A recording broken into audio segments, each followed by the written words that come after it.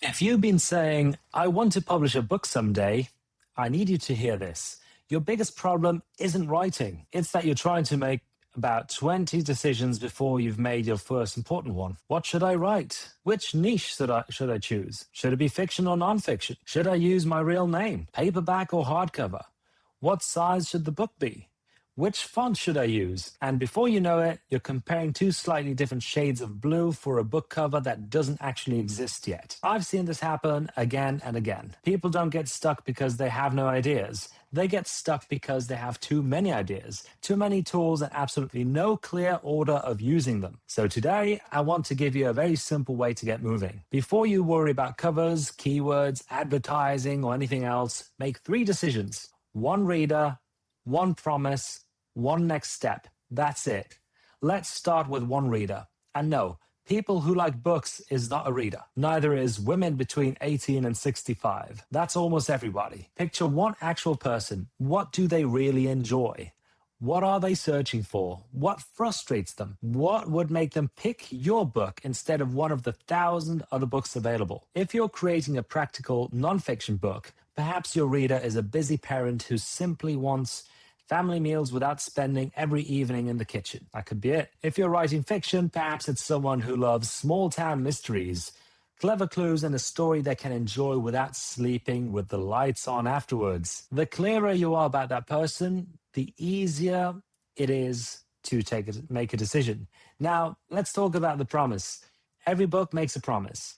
A nonfiction book might promise to help a reader solve a plot problem, learn something new, or reach a result. A fiction book promises an experience. Maybe it's comfort, maybe it's suspense, maybe it's romance, adventure, or the joy of escaping into a completely different world for a couple of hours. Your promise doesn't need to sound clever. It needs to be clear. Ask yourself this question. When my reader finishes the book, what do I want them to feel, understand, or be able to do? If you can answer this in 1 sentence, you suddenly have a filter for your ideas. Does this chapter support your promise? Does this chapter belong in the story? Does this book cover communicate the right experience? If the answer is no, then it probably doesn't belong. And then we have the 3rd decision. 1 next step, not the next 17 step, just 1. This is where lots of people accidentally turn publishing into a giant project. They make a list that says research the market, write the book, edit the book, create the cover, format everything, upload everything, launch it, advertise it, and a million other decisions out there. So, of course, that feels overwhelming. Instead, ask yourself, what is the next action I can actually complete? Maybe it's researching 3 possible book ideas. Maybe it is choosing the reader. Maybe it's outlining 5 chapters. Maybe it's editing the first 1,000 words.